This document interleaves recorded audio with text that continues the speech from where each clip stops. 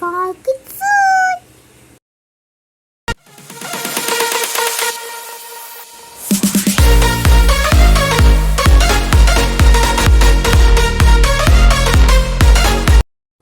அது ஒரு அழகான கிராமம்.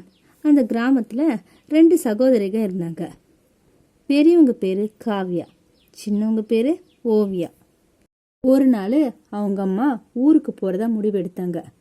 அப்போ காவ்யாக்கிட்டேயும் ஓவியாக்கிட்டேயும் கொஞ்சம் நெல் மூட்டைகளை கொடுத்துட்டு போனாங்க.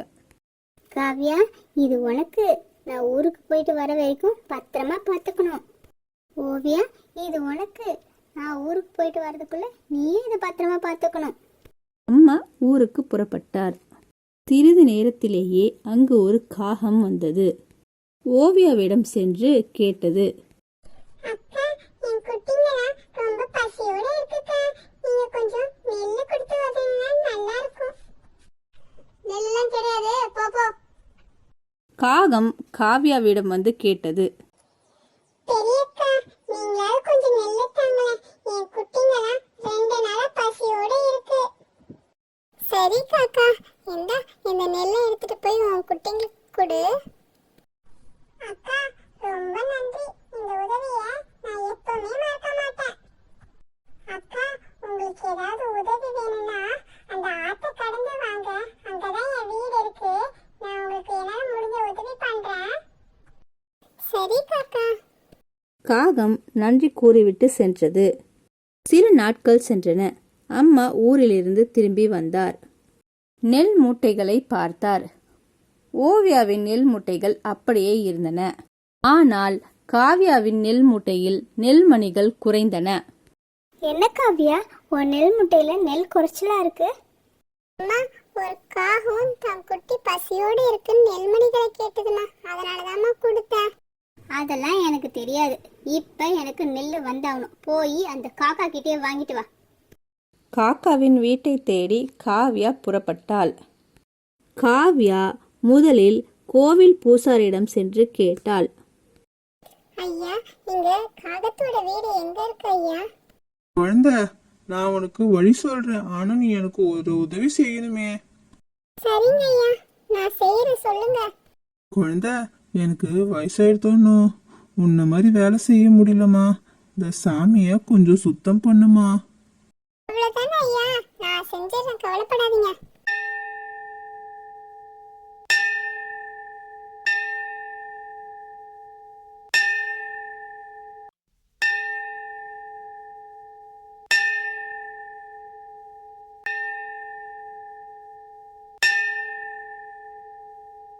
ஆஹா, பேஷா செஞ்சிட்ட கண்ணா.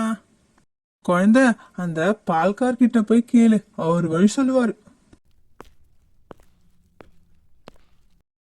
ஐயா, காகத்தோட வீட்டிற்கு எப்படி போகணும்? உனக்கு வழி சொல்றதுனால எனக்கு என்ன பலன்?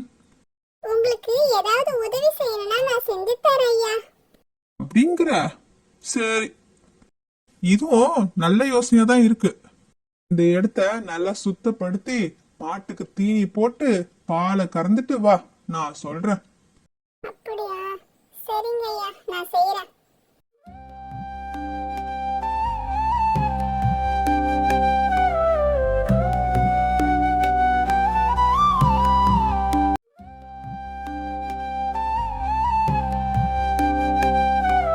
காவ்யா அனைத்து வேலைகளையும் செய்து முடித்தாள். என்னோட வேலைய இவ்வளவு சுலபமாக்கிட்டியே. என்னை விட நீ சூப்பரா கிளீன் பண்ணிருக்க இந்த இடத்த. அதோ அந்த பாட்டிமாயிட்ட போய் கேளு, வீட கரெக்டா சொல்லும். பாட்டி பழக்கூடையை தலையில் வைத்துக்கொண்டு முடியாமல் தள்ளாடி கொண்டிருந்தார். இதை பார்த்த காவ்யா ஓடி சென்று உதவினாள். பாட்டி, என்கிட்ட தாங்க, நான் கொண்டு வரேன். முடியாத நேரத்துல ஏன் பாட்டி இவ்வளவு கஷ்டப்படுறீங்க? கண்ணா, நீ யாருமா? உனக்கு என்ன வேணும்?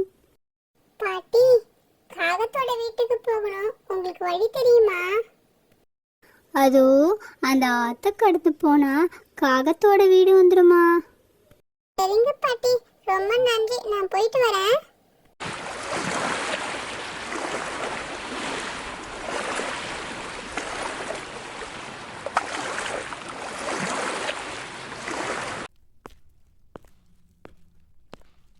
வந்த களைப்பில் காவ்யா காகத்தின் வீட்டின் ஓரமாக படுத்து உறங்கினாள்.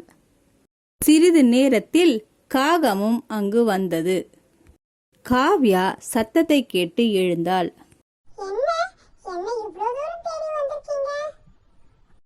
குட்டிக்காக நெல்லு கொடுத்தல்ல, அதனால அம்மா என்னை வீட்டை விட்டு துரத்திட்டாங்க. போய் நெல்லு வாங்கிட்டு வான்னு சொல்லி. அதனாலதான் உன் வீடு தேடி வந்தேன். நெல்லு தானே வேணும்? இப்பயே தரேன். அப்பொழுது காகத்தின் உருவம் மறைந்து ஒரு மாயமான ஒரு சக்தி ஒன்று தோன்றியது. அந்த காகம் ஒரு தேவதை உருவிற்கு வந்தது. இதனை பார்த்த காவ்யா அதனை நம்ப முடியாமல் திகைத்து நின்றாள். இங்கிருந்த காகம் போய் நீங்க வந்திருக்கீங்க? நான் தான் பறவைகளின் தேவதை. உன்னை சோதிப்பதற்காகவே நான் காகத்தின் உருவம் எடுத்தேன். உன்னிடம் அன்பு, கருணை, இரக்க குணம் எல்லாம் உள்ளது. ஒரு சிலரை சோதித்து பார்த்தேன். அதில் நீதான் வெற்றி பெற்றாய். உனக்கு என்ன நெல் மணிகள் தானே வேணும்? நெல் மூட்டையே தருகிறேன், எடுத்துக்கொள்.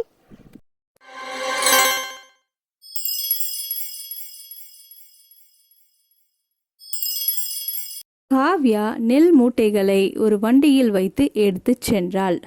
வழியில் கடந்து வந்த அனைவரிடமும் சென்று விடை பெற்றாள். பாட்டி பழங்கள் கொடுத்தனர். பால்காரர் பால் கொடுத்தார். பூசாரி புஷ்பங்களை கொடுத்தார். ஆனால் அந்த புஷ்பங்கள் தேவதையின் அருளால் நகையும் பணமாக மாறியது. காவ்யா வீட்டிற்கு சென்றாள். அம்மா, நான் வந்துட்டேன். என்னெல்லாம் கொண்டு வந்திருக்கேன் பாத்தியா? காவ்யா, என்னை மன்னிச்சிடுமா. நெல்லுக்காக உன் மேல கோவப்பட்டிருக்க கூடாது, அது தப்பு தான். இல்லம்மா, நீ கோவப்பட்டு என்ன அனுப்பினதுனாலதான் இவ்வளோ நன்மைகள் நமக்கு நடந்திருக்கு.